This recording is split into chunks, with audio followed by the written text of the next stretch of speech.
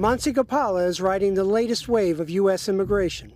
A software engineer originally from India, she's now a U.S. citizen living in North Carolina. At a recent Indian Independence Day celebration, Governor Pat McCrory encouraged more people like Gopala to settle here. This is the best of America. This is the best of India. We work together. We learn together. We can pray together. The Mexican border has dominated the public conversation this presidential election.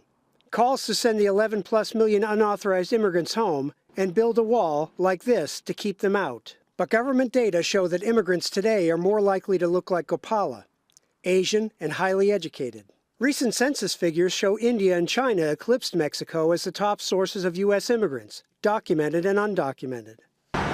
Growing up in teeming Bangalore, India's high-tech capital, Gopala's first taste of American culture was from watching Star Trek on TV when she was 6. If there is a possibility of building a USS Enterprise, the best chances are in America.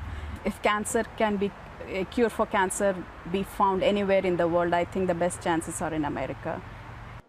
Millions of others chose a different path to America. This man crossed the Mexican border illegally 19 years ago and settled in North Carolina. He asked that the AP not give his name or exact location because he is concerned about possible deportation. But he wanted people to see his face and hear his story.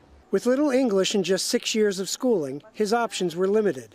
Like so many of his countrymen, he ended up in the tobacco fields. Hot days, cold days, and rain days, we need work.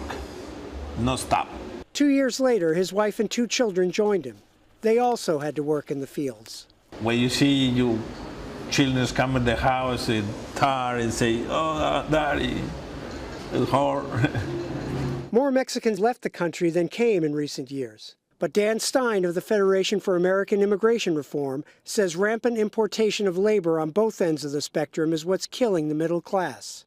We've created dependency for highly skilled labor on the high end for our technological advantage, and we're also importing massive numbers of lower skilled workers than the average American worker without any obvious economic reason in a post-industrial information world. But University of North Carolina demographer James Johnson says that with a graying population, the U.S. needs the low-skilled workers as much as engineers and doctors. I feel critical needs in our labor market. We typically talk about the 3D job, the difficult, the dirty, and the dangerous. You don't like to do them, so we have to have someone to do them.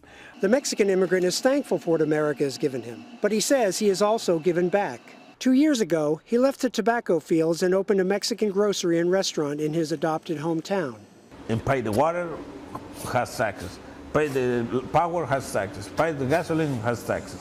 He still has no legal status, but to him, this is home. For me, this is my pueblo. I love this place. Gopala became a citizen in 2013. She says President Obama's words in the letter accompanying her certificate express her feelings better than she ever could. You represent the promise of American dream, and because of your determination, this great nation is now your nation. She's convinced diversity is America's greatest strength, and she hopes her adopted country will keep moving in that direction. Alan Breed, Associated Press, Raleigh, North Carolina.